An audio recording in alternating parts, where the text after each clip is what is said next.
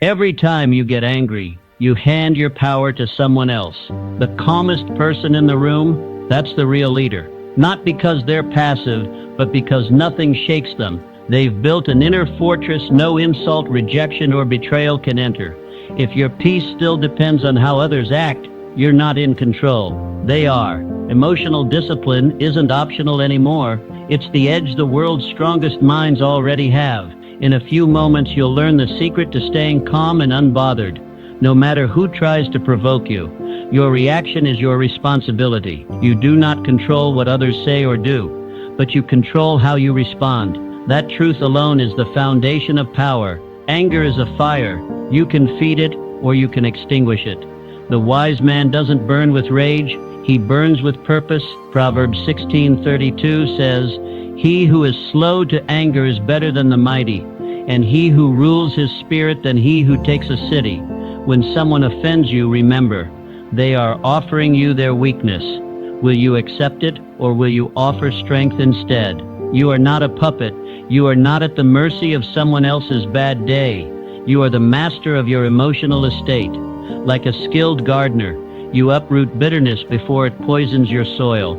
Train yourself to pause, to breathe, to say nothing when fury begs you to speak. This discipline is the beginning of true power. Abraham Lincoln, during his presidency, often wrote letters filled with rage, but he never sent them. He knew the damage of reaction. Instead, he chose response, and history remembers him not for his outbursts, but for his composure. So must you. Offense is a choice, not a sentence. People will talk. They will mock your name, twist your motives, and assign to you stories that were never yours. That is the world. It always has been. Men will provoke. They will spread falsehoods in back rooms and disguise it as truth in public. And if you are not careful, you will begin to respond to each word, defend every blow, and retaliate at every jab. But here lies the trap. Offense is your decision. It is not given, it is taken. And once you take it, you have given something far more valuable in return, your peace. Even Jesus Christ, the one whose mission was divine, was not spared from this. He was spat upon, he was flogged, he was crowned with thorns and crucified like a criminal. And still, as the hammer drove the nails, he did not curse his accusers. Instead, he said, "Father, forgive them, for they know not what they do." In that moment, he taught us a truth few ever learn. Forgiveness is the highest throne of. You must never lower yourself to match the temperature of someone else's fury. When others burn with anger, let your spirit remain calm. When they slander, let your character speak louder than their noise. When they try to provoke, do not play their game. A lion never flinches at the bark of a street dog. Why? Because it knows what it is. And so must you. You must know who you are. Booker T. Washington, born into slavery, he rose to become one of the most respected educators and leaders of his time. At the height of racial tension in America, when insults and prejudice followed him at every step, he was once confronted by a man on the street who ridiculed him for walking alongside white colleagues. Instead of reacting, Mr. Washington smiled and kept walking. Later he wrote, "I shall permit no man to narrow and degrade my soul by making me hate him. That is strength, that is victory, not in the retaliation, but in the refusal to stoop." Each time you take things personally, you lose a piece of your power. You hand over your joy, your clarity, and your dominion to someone who did not earn it. But when you refuse to be offended, when you decide, "This does not define me," you become immovable, like a pillar in the storm, like a mountain unmoved by the wind. Practice this daily. The next time someone mocks you, gossips about you, challenges your worth, pause. Do not react. Ask yourself, does this define who I am? If the answer is no, then let it pass, like wind, like noise behind a closed door. Let it pass.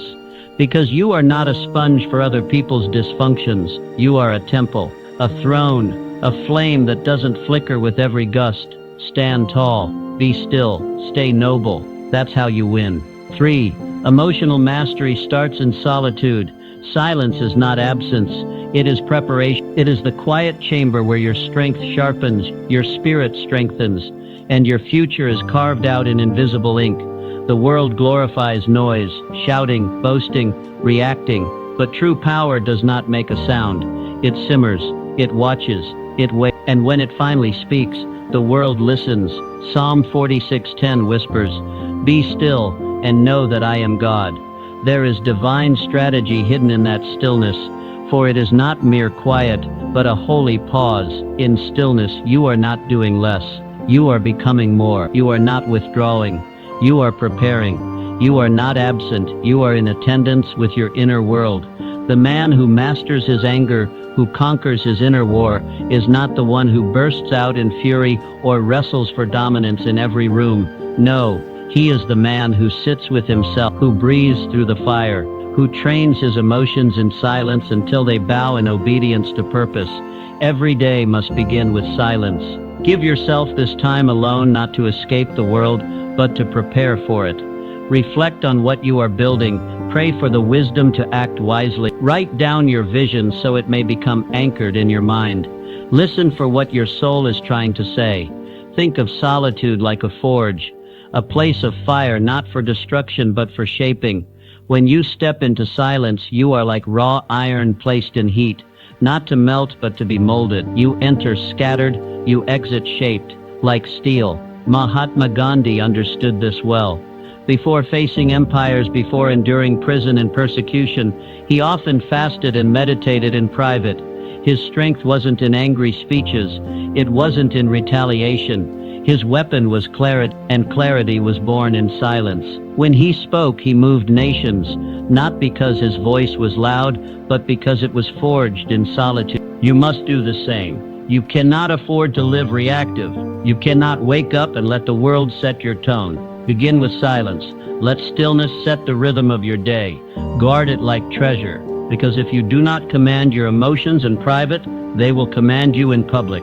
If you do not train your thoughts when alone, they will betray you when challenged. Silence is not weakness.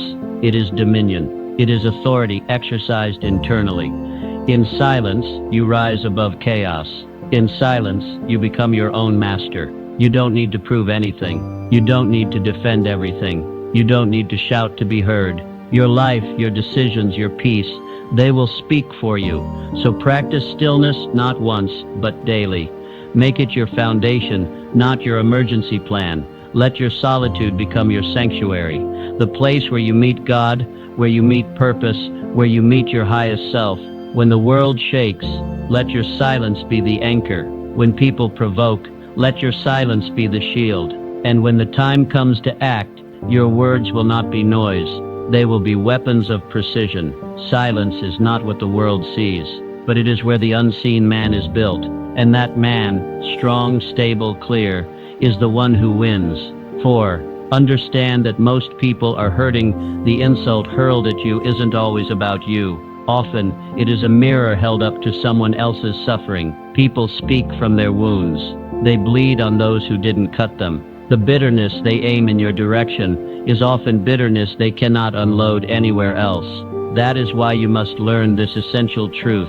Their behavior is not your burden. Ephesians 4:31-32 commands, "Let all bitterness and wrath and anger and clamor and slander be put away from you along with all malice. Be kind to one another, tender-hearted, forgiving one another, as God in Christ forgave you."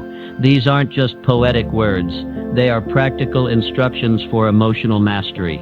The moment you allow bitterness to live in your heart, you give the world the keys to your peace. Behind every angry face is usually a wounded heart. When someone lashes out at you, pause, breathe, and try to see the child behind the adult. What pain are they carrying? What fear are they hiding? What shame are they burying beneath that insult? When you learn to ask these questions, you change the battlefield. Empathy doesn't make you weak. It makes you wise. Clara Barton, the founder of the American Red Cross, she served wounded soldiers in the midst of the Civil War, on both sides. Despite repeated attacks, slander, and rejection by some who questioned her methods or even her motives, she never responded with venom. Once a colleague reminded her of a cruel insult someone had thrown at her years earlier. Clara replied, I distinctly remember forgetting that. That is emotional mastery. She refused to let offense live rent-free in her mind. She chose to release it, not for the offender's sake, but for her own, because she had work to do. Lives to serve, purpose to fulfill, and grudges weigh more than most people can carry. When you understand this, you stop reacting to people. You stop dancing to the tune of their chaos. You see with new eyes. You lead with compassion, not confusion. This is not passivity. It is power. The power to rise above the noise, the power to hold your peace when others have lost theirs, the power to move forward without dragging the weight of anger behind you. You must practice this. The next time someone disrespects you, don't absorb it, don't mirror it. Don't let it become your identity. Ask instead, what pain might this person be carrying? And what strength must I now show? Not every insult deserves your reply. Some only deserve your silence. Others, your kindness. This is not about tolerating abuse. It's about choosing your response with intention, not emotion. It's about building a life not easily shaken by every comment, every glance, every jab. When you understand people, you stop reacting to them, and when you stop reacting, you start living. Let your peace become your fortress. Let your empathy become your armor, and let your purpose become your compass. Because the moment you decide that nothing outside of you can dictate what lives inside of you, you have won. Not just the argument, not just the moment, but the war within. And that is a victory worth everything. 5. Anger drains what peace builds. Every time you give in to anger, you lose energy, mental energy, emotional energy, even physical energy. Anger is not just a reaction, it is a thief. It robs you of focus, of clarity, of joy. You may feel powerful in the moment, but what you are actually doing is draining your inner reserves. And when those reserves run dry, your vision becomes blurred, your decisions impulsive, and your life unstable. Peace, on the other hand, builds you up. Isaiah 26:3 assures us, "You will keep in perfect peace those whose minds are steadfast, because they trust in you." This is not a passive peace. This is fortified peace, grown in the soil of discipline, watered by trust, protected by focus. It is the reward of those who refuse to give their mind to every offense, every irritation, every storm. You must train yourself to stay anchored. Keep your mind stayed on what matters, your purpose, your mission, your integrity. Anything, and I mean anything, that takes you off course is too expensive. Let it go. You cannot afford to waste your power on petty things. You were not born to be reactive. You were born to be resolute. Think of your mind as a bank. Every angry outburst is a withdrawal. Every reaction that steals your focus is a leak in your account. But every calm response, every moment of stillness, every time you choose peace over panic, you make a deposit. You build emotional wealth. You become rich in clarity, strong in presence, and unshaken in storms. Andrew Carnegie, the great steel magnate who rose from humble beginnings to become one of the wealthiest men of his time, understood this principle well. As his influence grew, he was surrounded by critics, advisors, flatterers, and enemies alike. Yet he once remarked, "As I grow older, I pay less attention to what men say. I just watch what they do." Why? Because he refused to waste his energy on noise. He conserved it for decisions, for progress, for legacy. His peace came not from detachment, but from wisdom. He knew that every emotional reaction had a cost, and he chose to invest only where it mattered. You must do the same. Build your emotional reserves like a fortress. Don't react to every comment. Don't defend every accusation. Don't swing at every provocation. Instead, rise above. Let your peace speak louder than your words. Let your calm become your signature. This is not about bottling your feelings. It is about mastering them. It is about recognizing that your emotions serve you, not the other way around. That your mind is a battlefield, and peace is your greatest weapon. So train for peace. Make it your habit. Begin your mornings with silence. Return to your breath when tension rises. Anchor yourself in gratitude when chaos knocks. Respond slowly. Speak gently. Move deliberately. Every day, accumulate peace. Stack it like currency. Because when the storms of life rise, and they will, the ones who stand are not those with the loudest voices, but those with the deepest roots.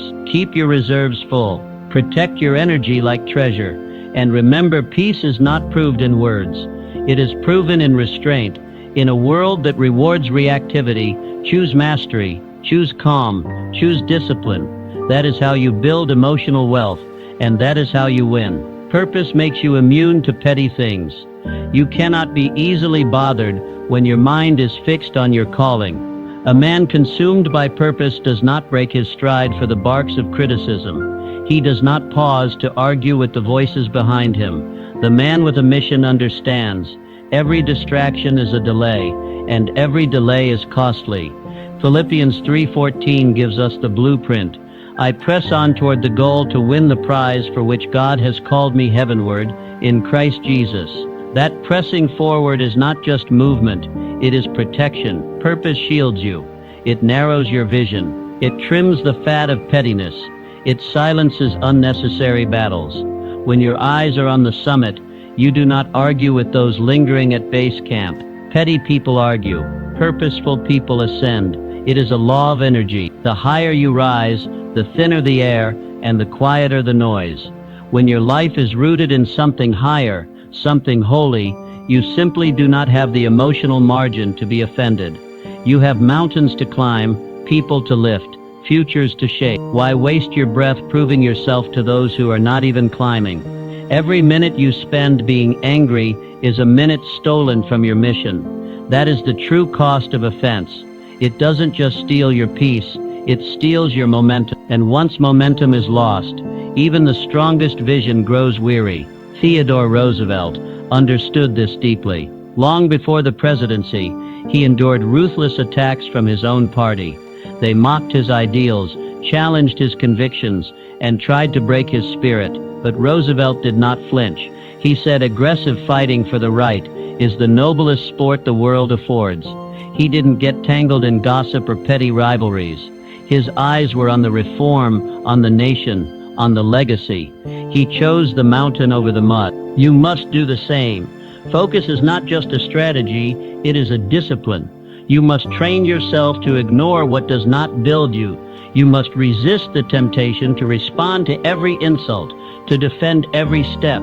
Your silence is not weakness, it is wisdom. Your restraint is not fear, it is force channeled. The world will always have noise, critics, cynics, jealous hearts, but their volume does not define your value. Your mission does, your integrity does, your progress does. So stay focused. Let others waste their breath trying to drag you into debates. Let them talk, let them provoke. You walk forward. You press on. You climb. Think of your energy as sacred fuel. Don't spill it on arguments. Don't waste it on reactions. Invest it in your calling. Spend it on your growth. Use it to light the path for others. Because the man who finishes the race is not the one who shouted the loudest, but the one who never stopped running. The one who looked beyond the hecklers and saw the crown. The one who understood that greatness is not proved by retaliation, but by relentless progression. So fix your eyes on your calling. Set your feet on the path. Guard your mind like treasure, and press on. Let the world bark, complain, gossip, and doubt. Let them. You have a summit to reach, and when you get there, you will see every offense you ignored, every distraction you declined, every petty battle you walked past. It was all worth it, because the view from the top doesn't remember the noise from below. 7. You can train your mind to stay calm. Calmness is not a trait, it is a habit, a discipline, a muscle built over time, through trial, through discomfort, through repetition. You cannot expect to remain calm in the storms of life if you have only trained under clear skies. Calmness isn't born, it is built, and it is built daily. Proverbs 15:1 teaches, a soft answer turns away wrath, but a harsh word stirs up anger. The principle is simple, the choice is always yours. No one makes you angry. No one forces your reaction. You choose, you decide, and in that decision, your power is revealed. Speak to diffuse, not to destroy. Respond to build, not to break. You must start where you are. Practice calmness in the small, seemingly insignificant moments. Get cut off in traffic? Smile instead of seethe. Get interrupted in a meeting? Take a breath before you respond. These are not nuisances. They are training grounds. You are in the gym of your character. Every annoyance is a drill. Every provocation is a rep. And every time you respond with peace, you grow stronger. Just like athletes train long before they enter the arena, you must drill calmness before conflict knocks. You do not wait until the fire rises to find your extinguishers. You train before. Henry Ford, the industrial titan, understood this deeply. He built not only machines but movements, and in doing so he faced fierce resistance from rivals, from lawmakers, even from his own investors. But Mr. Ford rarely reacted in rage. He believed in efficiency of emotion as much as efficiency of mechanics. When Mr. Ford was heavily criticized in the press, instead of launching a defensive public tirade, he quietly continued working. When asked why he didn't respond, he said, "You can't build a reputation on what you're going to do. You build it by doing it." That's calmness as strategy. Mr. Ford knew his mission. He had no time to waste on temporary fires. He had an empire to build. And empires are not built in haste or anger. They are built in control. This is the model. You do not need to silence every critic. You do not need to correct every insult. You need only to master yourself. So train daily. Practice silence over snapbacks. Choose pauses over panic. When tension rises, let your breath deepen. Let your voice soften. Let your words become tools of peace. Calmness does not mean passivity. It means precision. It means choosing the right response, not the loudest one. Over time, this becomes who you are. Not because it was always natural, but because it became necessary. The world will test you. People will provoke you. And the storm will come. But if you have drilled in peace, you will not be shaken. You will not lash out. You will lead. Let every day be your training ground. Let every irritation become your opportunity. Because the man who stays calm when others lose control is the man who commands the room, not with volume but with presence. Calmness is not weakness. It is strength perfectly harnessed. And when it is mastered, it becomes your shield, your sword, your silent power. So stay ready, train daily, and build the kind of peace that cannot be provoked. That is how leaders are made. That is how legacies are built. Let go of the need to be right.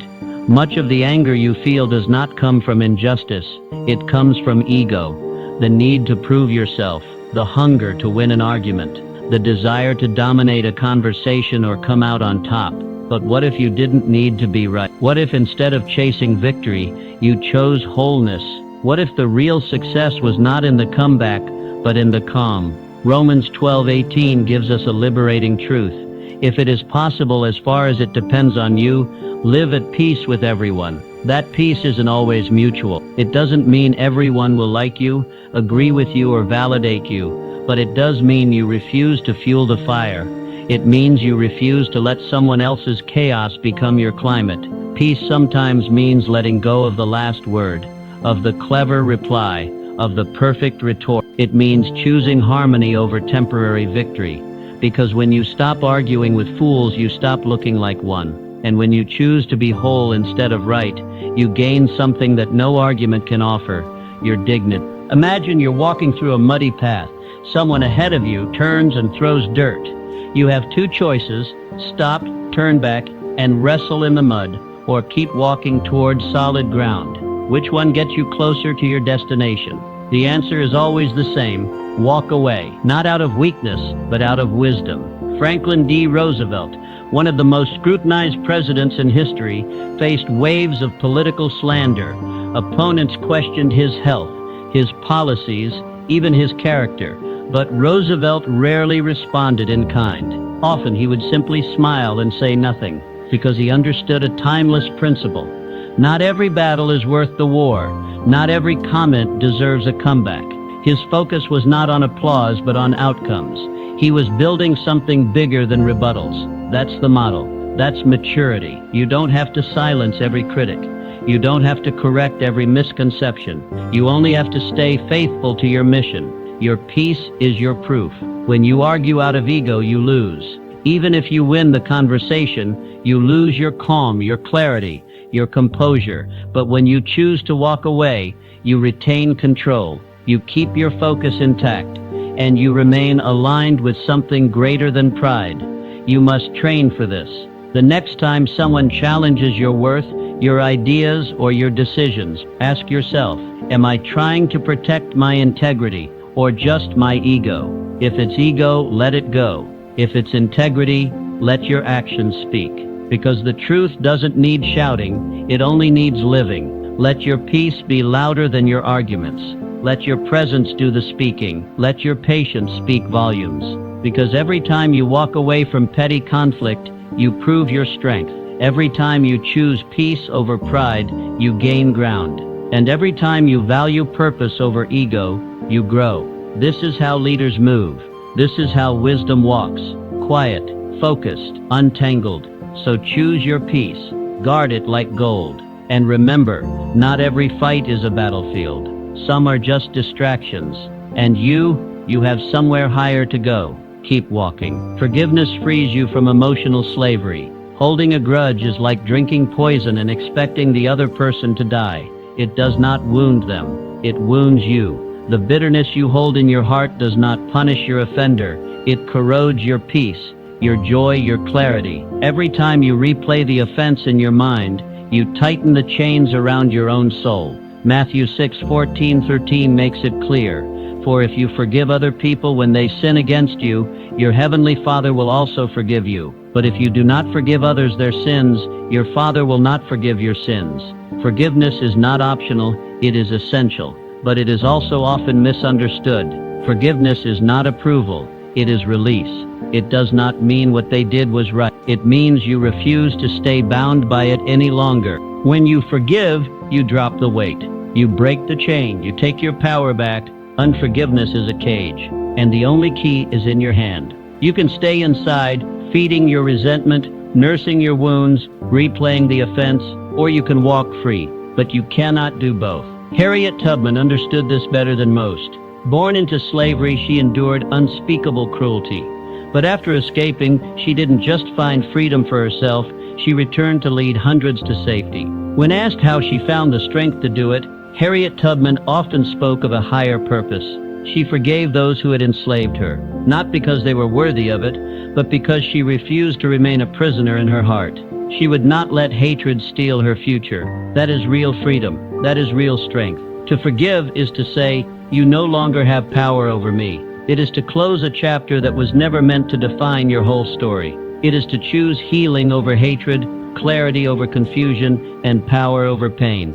Forgiveness is not always instant. It is a process. Sometimes you must forgive the same person 1,000 times in your heart before the bitterness breaks. But every time you choose to let go, you move forward. You breathe deeper. You rise higher, because forgiveness is a ladder and unforgiveness is a trap. You must make peace with the past, or you will poison your future. The grudge may feel like protection, but it is a prison. Release it. Not because they deserve your mercy, but because you deserve your peace. Forgive, not to free them, but to free yourself. When you forgive, you return to your power. You stop letting someone else's actions write your emotional script.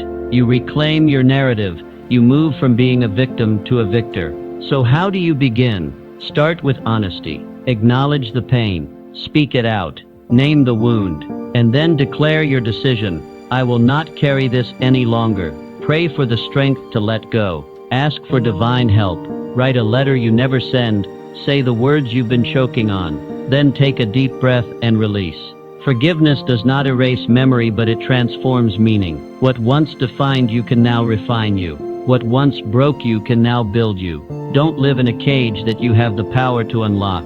Release the past. Walk forward. Forgive, not because they are worthy, but because you are. 10. Guard your peace like a treasure. Peace is your greatest asset. More valuable than money. More powerful than influence. More necessary than applause. Without peace, even the greatest victories feel hollow. Without peace, you cannot think clearly, act wisely, or love deeply. That's why Proverbs 4:23 declares, above all else, guard your heart, for everything you do flows from it. Your peace is a gatekeeper to your destiny. It must be guarded with intention, protected like treasure, preserved like legacy. Because once your peace is compromised, your decision-making suffers, your focus fragments, your purpose drifts, and your life, once clear and full of momentum, becomes foggy. So guard your peace like you guard your bank account. Would you hand out your financial passwords to anyone who asked? Of course not. Then why give your mental and emotional peace to foolish arguments, toxic people, or imaginary offenses? Not everything deserves your energy. Not every comment needs a reply. Not every insult is worth your notice. Learn the sacred art of saying no. No to drama. No to unnecessary triggers. No to chaos that comes dressed in urgency but delivers only exhaustion. You were not created to live in constant noise. You were made for purpose, for vision, for greatness. And greatness does not grow in clutter. It grows in clarity. Think of your mind like a castle, strong, sacred, elevated. Not everyone deserves entry. Keep the gates high and the standards higher. Let only what aligns with your calling pass through. Your peace is not public property. It is a sanctuary, a fortress, and it should not be violated by every demand that knocks. Jesus often withdrew to quiet places, not because he was avoiding people, but because he was preserving power. Even he, the Prince of Peace, knew the importance of separation to maintain strength. You must do the same. Retreat is not weakness, it is strategy. Start your day with peace. Anchor your routines in stillness. Meditate, pray, read, reflect. Fill your internal well before the world makes a withdrawal. The chaos outside should never be louder than the calm within. Your peace is the soil where ideas grow, where healing happens, where leadership forms. Distractions are thieves. They don't come to entertain you. They come to erode you. Stay vigilant. Ask yourself daily, is this conversation adding peace or subtracting it? Is this activity feeding my soul or draining it? The moment you feel your peace slipping, pause, recenter, protect it. Because when you are rooted in peace, nothing can shake you. The storms may rise, but you will remain. The critics may shout, but you will not flinch. The world may spin, but you will move with purpose. Build your life around peace. Design your schedule with it in mind. Choose your relationships through that lens. Prioritize rest without guilt. Set boundaries without apology. Because peace is not passive. It is intentional. It is powerful. It is priceless.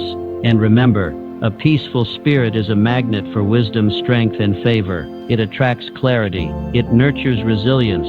It keeps your vision sharp and your soul unburdened. So protect your peace. Guard it fiercely. Preserve it daily. Because when peace leads, purpose follows.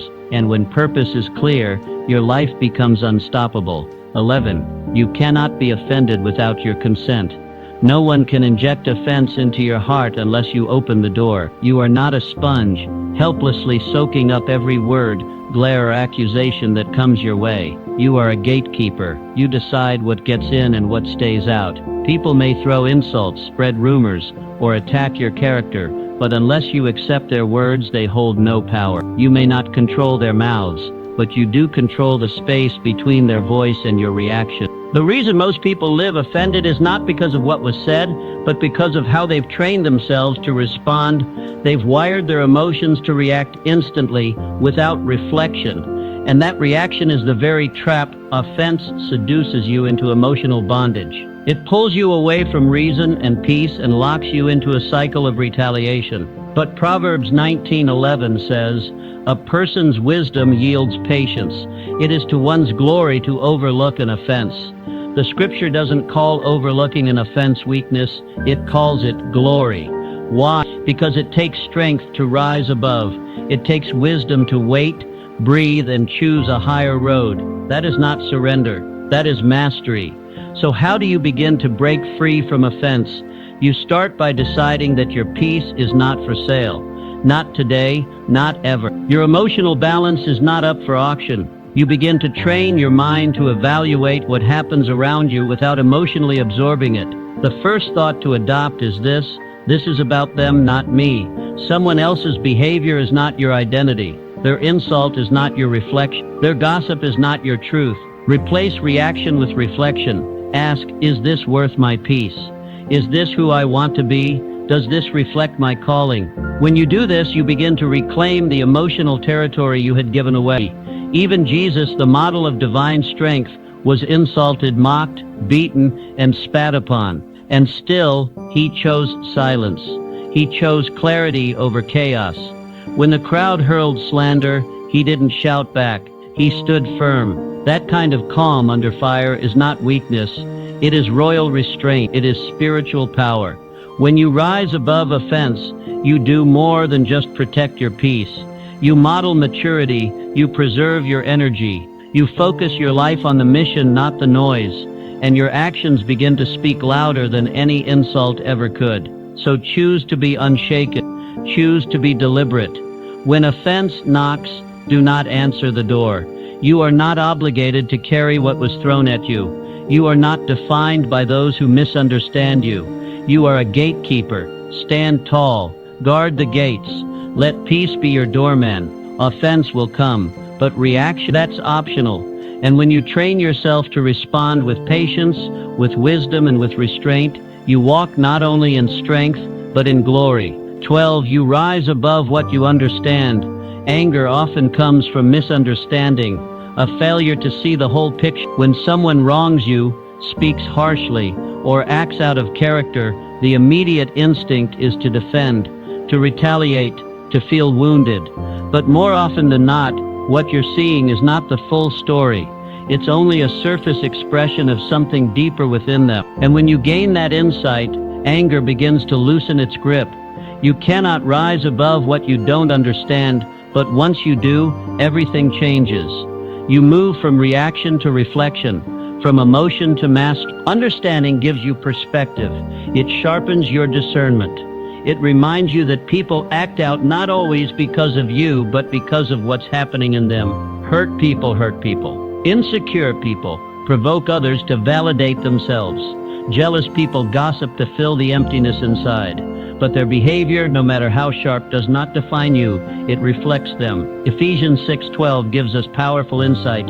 For we wrestle not against flesh and blood, but against principalities, against powers, against the rulers of the darkness of this world, against spiritual wickedness in high places. That means it's bigger than one comment, one insult, or one person's action. There's a deeper war at play, a battle inside hearts and minds. When you understand this, your enemies look smaller, and your peace becomes stronger. To rise above, you must pause. When offended, ask yourself, what pain is this person projecting? What insecurity are they hiding behind this insult? What fear is fueling their anger? That moment of inquiry transforms the atmosphere. Their words begin to lose weight, and your wisdom begins to grow. Suddenly, their actions don't seem so personal. Their offense doesn't seem so powerful, and you no longer feel compelled to match their chaos. Instead, you choose calm. You respond from a place of authority, not anxiety. You lead, not react. You build peace, not walls. Abraham Lincoln, a man constantly under fire from critics, opponents, and even his own allies. Yet he carried a calmness that disarmed many. One journalist mocked him in print for years, questioning his intelligence, decisions, and leadership. Yet years later, Mr. Lincoln offered this same man a government position. When asked why, Lincoln replied, "He had talents I could use." That is the power of understanding over offense, of purpose over pride. Mr. Lincoln didn't let the man's past insults determine his value. He looked beyond the noise and saw utility. He valued contribution over conflict. That's how legacies are built, not in emotional outbursts, but in strategic clarity. You must adopt the same lens. Step back, rise up, see the bigger picture. Don't get entangled in every slight. Don't let offense become your identity. Understand the source and you disarm its sting. Understand the pain and you reclaim your peace. This is not about excusing poor behavior. It's about protecting your energy. It's about staying rooted in truth. Because when you understand people, you navigate them wisely. You stop taking things personally. You begin to lead with empathy, confidence, and calm authority. So the next time anger rises, Stop and ask what's really going on here. Let that question guide you to wisdom. Let it turn conflict into clarity, and let it guard your heart with the peace that surpasses all understanding. Understand and stay unshaken. 13. Stop letting temporary people control your permanent mood.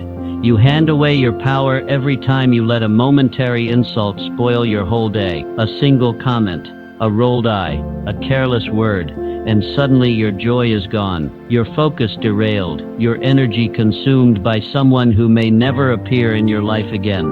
Why give them that power? Why allow a temporary figure to shape how you treat your loved ones, approach your work, or pursue your mission? You are not a puppet dancing on the strings of other people's moods.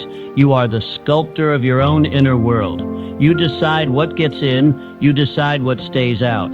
The reason most people remain perpetually bothered is because they allow temporary people to take up permanent space. Their peace is hijacked by insignificant moments.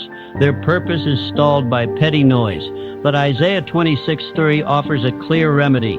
You will keep him in perfect peace whose mind is stayed on you, not whose mind is on the co-worker who rolled their eyes, not on the neighbor who disrespected them, not on the random stranger who cut them off in traffic. Peace is not found in obsession over offenses. It's found in focus. When your mind is fixed on purpose, on mission, on God, you become unshakable. So here's what you do. The next time someone tries to pull you into conflict, you pause, you breathe, and you ask yourself a few powerful questions. Does this matter in a week? In a year? Will this person's opinion pay my bills, raise my children, or build my future? If the answer is no, then let it go.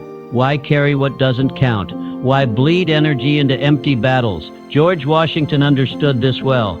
During the Revolutionary War, he was not only fighting a global empire, he was navigating betrayal, criticism, and slander from within his own ranks.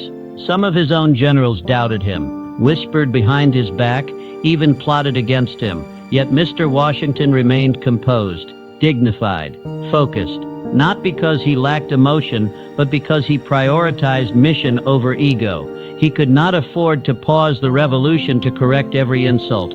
He had a nation to birth, and so do you in your own way. You have a life to build, a calling to answer, a legacy to shape. And that calling is too sacred to be sabotaged by emotional distractions. Guard your emotional bandwidth. Stop giving power to people who haven't earned influence. Don't treat passing storms like permanent forecasts. Learn to shake off the dust, to smile and walk away, to bless and keep building, because you are responsible for the climate of your mind. No one else. Choose stillness over reaction. Choose elevation over entanglement. Every time you do, you strengthen your core.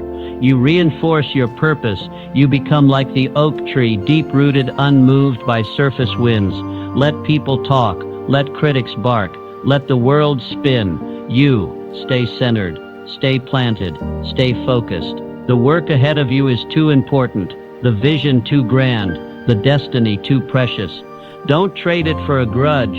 Don't surrender it for offense. Protect your peace from short-term noise, because the moment you learn to walk away from what doesn't matter, you step boldly into what does, and that's where your power lives. That's where your future begins. Master the pause before the storm. The most powerful person in the room is not the loudest. It's the one who masters the pause. That sacred second between provocation and reaction is where destiny is shaped. In that quiet moment, character is revealed, futures are protected, and storms are calmed. You do not conquer anger by suppression. Suppression is just buried emotion waiting to explode. You conquer anger through awareness, and awareness lives in the pause. It is in the space where you choose your response, rather than serve your reaction. That choice, tiny, invisible, silent, is where your strength is built. Mastering the pause begins with a single habit: breathe and buy time. You don't need to win the moment. You need to protect the mission. When someone provokes you, don't answer instantly. Instead, breathe deeply. Count backwards. 10 to 1. Take a short walk. Step outside. Turn your attention inward. Respond only when your voice carries purpose, not poison. That 1 second of silence might save a friendship, a reputation, a business deal, or even your peace of mind. It is in the delay that you gain distance, and in that distance, you gain clarity. What seems urgent in the fire of emotion often looks trivial in the calm of reflection. Winston Churchill, known for his fiery speeches and sharp wit, carried within him a practice that many overlooked. Though he could command crowds and shake governments with his words, he was careful with them. His secret: he rarely responded to criticism instantly. When attacked, questioned, or slandered, even in the chaos of war, Churchill would often say, "Let me sleep on that." Why? Because he understood that rash responses destroy strategy. He knew that strength is not proved by how fast you speak, but by how wisely you speak, and wisdom lives in patience. You must do the same. Every conflict, every insult, every challenge is a fork in the road. React fast, and you often regret. Respond slowly, and you lead. Mastering the pause is not weakness, it is control, self-command. It is knowing that no one else dictates your state. Train yourself in this. Practice in the small things so you're ready for the big ones. Someone cuts you off in traffic? Breathe. Your coworker speaks out of turn? Pause. A relative presses your buttons at a family gathering? Step away. Every pause is a rep. Every silence is a set. You are building emotional muscle. Let your pause be your power. Not because you are passive, but because you are precise. Because you refuse to let a 5-second offense hijack your 5-year future. You don't have to respond to everything. You don't have to explain yourself to everyone. You don't have to attend every argument you're invited to. You only need to protect your alignment, your clarity, your mission. And when you do speak, let it be with strength, with vision, with calm fire. Because the person who can pause before they strike, who can think before they speak, who can breathe before they battle, that person is unstoppable. So let others rush. Let them react. Let them shout. You master the pause, and you will master everything. 15. Choose mission over emotion. Every time you get angry, you delay your mission. You burn energy meant for your calling on emotions that offer no return. You slow down momentum meant for movement. The cost of anger is high. It steals your focus. It clouds your judgment. And most dangerously, it redirects your time from creation to reaction. Your emotions are not your enemy. They are signals, not steering wheels. They can inform you, but they must never control you. When anger starts to guide your actions, it becomes a thief of purpose, a thief of productivity, a thief of peace. The wise man asks a better question. Is this offense more important than my assignment? That one question clarifies everything. It separates temporary distractions from eternal responsibilities. Paul understood this well when he wrote in 1 Corinthians 9:26, "I do not run like someone running aimlessly. I do not fight like a boxer beating the air." Paul wasn't here to waste punches. Neither are you. You are not here to win every argument. You are here to build, lead, impact, and grow. You are not here to be reactive to every insult, every glance, every whisper. You are here to fulfill a calling, and that calling is far too great to trade for a moment of rage. To keep your focus, you must remember your why you wake up early, why you stay up late, why you keep showing up when no one claps, why you push through discomfort, why you believe in something greater. When emotion rises, hold your mission tighter. Let the noise fade beneath the weight of your purpose. The insult may sting, the criticism may cut, the betrayal may burn, but your assignment is still waiting. Your future still calls. Your legacy still matters. Do not let temporary pain hijack permanent progress. Let your future speak louder than your feelings. Thomas Edison, 10,000 failed experiments, a mountain of doubt, a sea of critics. He had every reason to quit, to snap, to lash out. But Edison said, "I have not failed. I've just found 10,000 ways that won't work." He didn't get angry. He got clearer on what didn't work, clearer on what might, clearer on why he started in the first place. That is how champions operate. They don't react emotionally. They respond strategically. They don't waste their fire on critics. They channel it into creation. You must do the same. Every time you choose clarity over conflict, you win. Every time you stay the course while others get distracted, you pull ahead. Every time you protect your mission over your mood, you strengthen your destiny. Anger is a fire. It can burn down your house or it can forge steel. You choose what it becomes. Use it wisely. Let it be fuel for focus, not flames of destruction. When the emotion comes, and it will, don't suppress it. Redirect it. Breathe. Step back. Ask what matters most right now, and then choose the path that honors your mission. That's how you rise. That's how you lead. That's how you win. Not by shouting louder, but by staying focused longer. So the next time anger knocks, don't answer with rage. Answer with resolve. Your calling is too important. Your mission too sacred. Your future too bright. Protect it at all costs. 16. People reflect your inner state. What bothers you on the outside is often a mirror of what's unresolved inside. The sting of criticism, the irritation of being overlooked, the anger when someone crosses a line, these don't begin out there, they begin within. When your peace is firm, nothing shakes you. But when your inner world is unsettled, even the smallest things feel like threats. Emotional control is not a matter of suppressing rage or pretending to be calm. It is an inside job. We often think we are reacting to people, but more often we are reacting to our own reflection in them. People don't really see you. They reflect back what you believe about yourself. That's why you can receive the same feedback from two people and react completely differently. One hits a nerve, the other doesn't. The difference, your internal state. Jesus said it plainly in Luke 6:45, "Out of the abundance of the heart his mouth speaks." What overflows from someone else often reveals what is overflowing in you.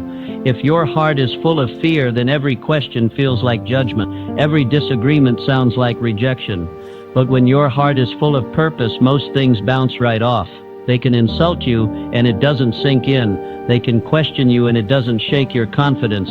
Because your identity is not anchored in their opinions, it's rooted in your own clarity. So what do? You check your inner state daily. Ask yourself, do I feel centered today? Am I grounded in my vision? Do I know who I am and what I stand for? If not, don't point fingers. Don't rush to defend yourself. Heal the mirror. Clean the lens. Do the work inside. Journal. Pray. Reflect. Return to your source. Build your inner strength like a temple. Place bricks of discipline, mortar of truth, pillars of identity. When you do that, the winds of the world blow, but they don't bend you. You become immune on the outside because you're fortified on the inside. Take Eleanor Roosevelt. She was no stranger to criticism.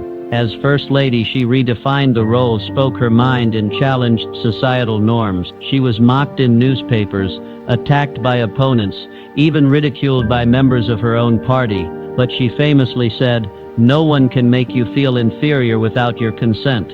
She didn't say the world wouldn't try to insult you. She said you don't have to accept it. That's the essence of power. It's not in silencing the world. It's in anchoring yourself so deeply that the world's noise loses its volume. Your power is internal. It lives in your self-concept, in your discipline, in your decision to rise above. So take ownership. Don't wait for the world to change. Change the way you see yourself. Build your foundation. Strengthen your heart. Clarify your values. And choose every day to respond from a place of wholeness. When your inner world is built strong, the outside world eventually aligns. People start treating you with the respect you embody. Situations that once shook you now reveal your growth. You move from reactive to proactive, from insecure to anchored. That is the path to emotional mastery, not through resistance, but through inner repair, not by demanding respect, but by embodying it. Heal the mirror and watch your world transform. 17. Elevate, don't escalate. Anger loves company, but leadership requires solitude. Anger wants you to react, to join the chaos, to match fire with fire. But leadership requires that you rise above the flames. When you react, you escalate. When you rise, you elevate. And only one of those choices brings peace. You were not made to fight every fire. You were made to walk through the heat without being consumed. Romans 12:21 gives us the blueprint. Do not be overcome by evil, but overcome evil with good. That's not passive resistance, it's powerful redirection. You don't win by matching someone's negative energy. You win by maintaining your own. You must understand your value is not determined by the volume of your reply, but by the vision behind your restraint. When you stay calm in conflict, when you pause instead of pounce, when you lead instead of lash out, you become the thermostat, not the thermometer. You set the tone. You decide the direction. So how do you rise? It starts with one rule: don't fight for dominance. Fight for direction. Ask yourself, where do I want this moment to take me? If the answer is nowhere, then don't go. If the argument leads to no progress, don't participate. Let them rage. Let them provoke. You stay still. Stillness is not surrender. It's strategy. Real strength is silent. It does not need to be loud to be powerful. It does not need to retaliate to be respected. Power is presence, and presence comes from purpose. When you know where you're headed, you don't let distractions detour you. Take Nelson Mandela, 27 years in prison, stripped of freedom, separated from his family, surrounded by hatred. When he was released, he had every human reason to lash out, to seek revenge, to respond to violence with fury, but he didn't. He elevated. He chose unity over vengeance, dialogue over destruction. And that is why he didn't just survive. He transformed a nation. Nelson Mandela knew what few are willing to admit: peace is louder than war. Restraint echoes longer than rage. Dignity outlasts dominance. That is the legacy of a leader. So the next time someone tests you, don't match them, outgrow them. Don't answer with equal aggression. Answer with higher vision. Don't stoop to their level. Stand on your values. You don't owe the world a reaction. You owe it a revelation of what maturity looks like, of what grace under pressure feels like, of what wisdom in motion sounds like. You are not here to mirror dysfunction. You are here to model greatness. When you lead, you will be misunderstood. When you stay silent, people will assume you are weak. When you walk away, they will call it cowardice. Let them, because while they're talking, you're built. While they're arguing, you're growing. And while they're focused on you, you're focused on the mission. Remember, anger may feel strong in the moment, but peace endures. Anger burns bridges. Peace builds kingdoms. Choose wisely. You were not made for petty battles. You were made for a powerful purpose. Guard it, protect it, lead from it. Because the world doesn't need more reactors, it needs more risers. And that's what you are becoming. 18. Say less, hold more power. Every time you speak from emotion, you give away your position, your clarity, your strength, your authority. All of it leaks the moment you let anger take the microphone. Anger loves noise. It feeds on the echo of its own voice. But wisdom thrives in silence. The less you say in conflict, the more control you retain. The more pause you command, the more presence you build. The world doesn't need another emotional explosion. It needs your steady hand. In a time when everyone rushes to speak, the true leader is the one who knows when to hold their tongue. Ecclesiastes 3:7 reminds us, there is a time to keep silent and a time to speak. Wisdom is knowing which moment you're in. And in moments of tension, silence is often your greatest strategy. When provoked, speak less. Let your silence say what your restraint cannot. Let your stillness declare what your outrage never could. People listen differently to those who speak rarely but with impact. The one who measures their words is the one whose words are remembered. Train yourself to pause. Ask, will my words build or break? If they will wound, hold them. If they will guide, deliver them with grace. But never speak just to react. That's how wars start, in homes, in offices, in friendships, in nations.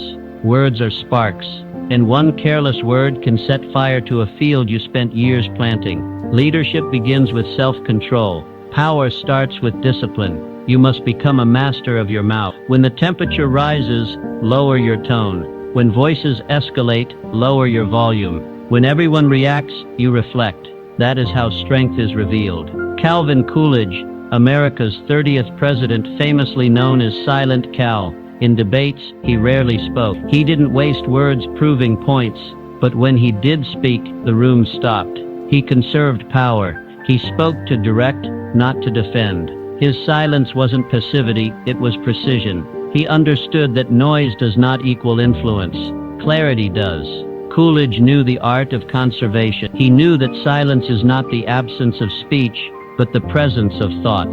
He didn't argue to win, he led to build. And that's what made his voice powerful. You must become the same. In anger, speak less. In confusion, pause longer.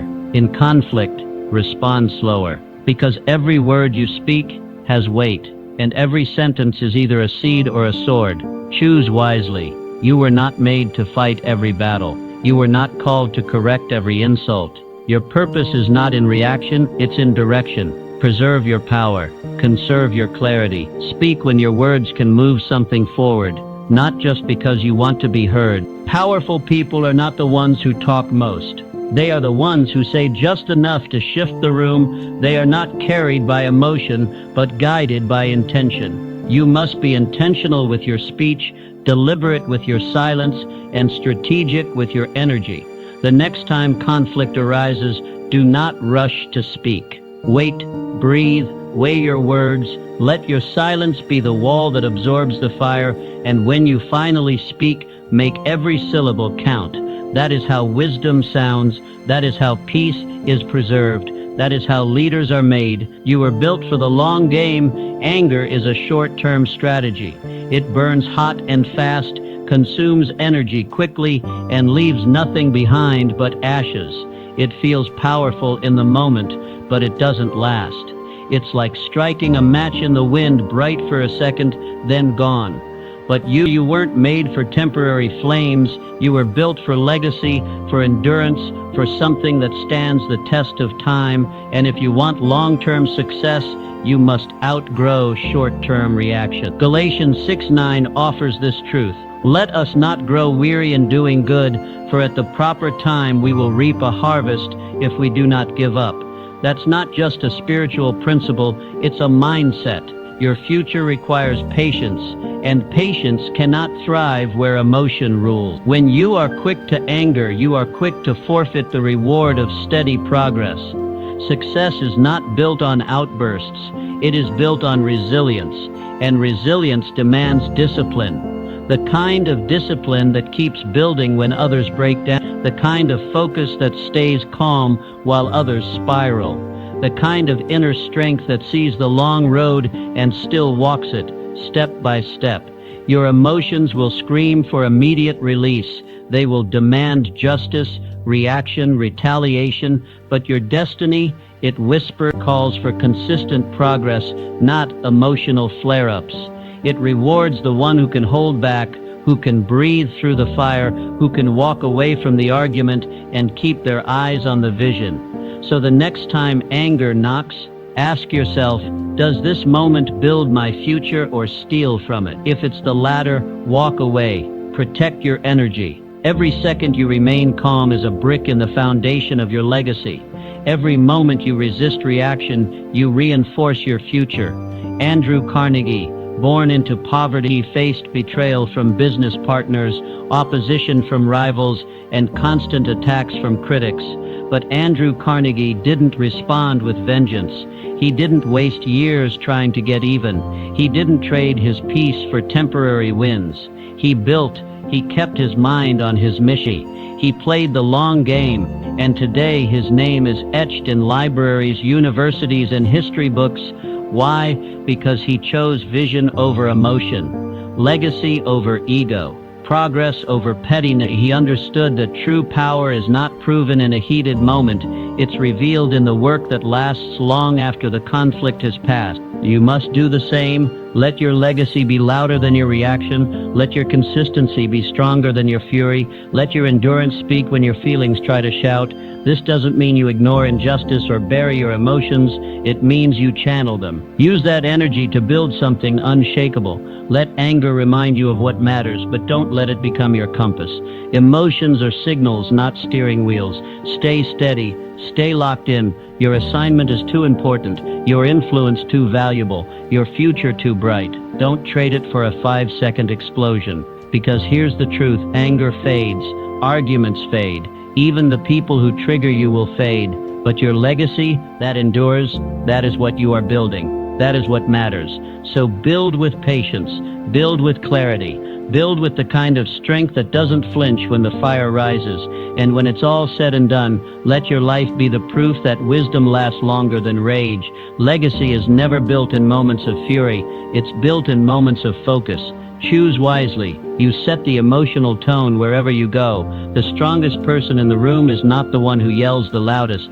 It's the one who sets the tone, the one who doesn't react but responds, the one who doesn't wait to absorb the room's energy. They create it. They walk in with peace, with purpose, with presence, and suddenly the whole room shifts. You either decide your mood in advance or someone else will decide it for you. If you don't lead your emotions, you'll be led by the emotions of others. Proverbs 25:28 offers a sharp truth. Like a city whose walls are broken through is a person who lacks self-control. When you let others dictate your emotional state, you become defenseless, vulnerable to offense, exposed to manipulation, unanchored in the storm. But when you bring calm, clarity, and vision, everything changes. You become the thermostat setting the emotional temperature instead of the thermometer reacting to it. Your presence begins to do the talking. You command the space not by force, but by focus, and others begin to mirror you. So how do you lead emotionally? You prepare. You don't stumble into your day. You don't wander into conflict. You declare peace over yourself before the meeting, the conversation, the confrontation. You walk in grounded, not guessing. You carry your clarity like armor. You decide, I will not be moved. You breathe deep before you speak. You think long before you react. And you lead with tone, not tension. You refuse to match chaos. You become the standard. Look at Martin Luther King Jr., a man who faced hatred, riots, injustice, and even death threats. He had every reason to respond with rage, but he never did. He carried dignity, clarity, and an unshakable purpose. His voice didn't just echo in history because it was eloquent. It echoed because it calmed storms, because it came from inner stillness, because he was the storm, a steady, righteous force of change that didn't need to shout to be heard. That's the power of tone. When your spirit is anchored, your words carry weight. When your heart is settled, your presence brings peace. And when your vision is clear, your leadership becomes magnetic. Set the tone. Before the world can trigger you, you must train yourself. In the morning, set your mind. In moments of tension, check your breath. In times of conflict, return to your values. Speak from purpose, not pressure. Others may try to provoke you, but you don't flinch. Others may bring drama, but you bring direction. Because you know storms are loud, but anchors are quiet, and you choose to be the anchor. This isn't about pretending you have it all together. It's about practicing mastery, practicing awareness, practicing leadership. It's about being the one others look to when things start to spin. Be the calm in the chaos. Be the clarity in the confusion. Be the peace in the pressure, because the world doesn't follow the loudest voice, it follows the clearest one. And when your tone is anchored in peace, people listen, they soften, they shift. Lead with peace. Set the tone, and the world will follow. You now hold the keys to emotional freedom. What will you do with them? Will you stay the same, or rise into the version of yourself you were born to be? The world doesn't need more reactors. It needs more responders, more still waters, more unshakable souls. Begin now. Forgive quickly. Focus deeply. Guard fiercely. And remember, the most powerful person in any room is the one who stays calm. That person is you.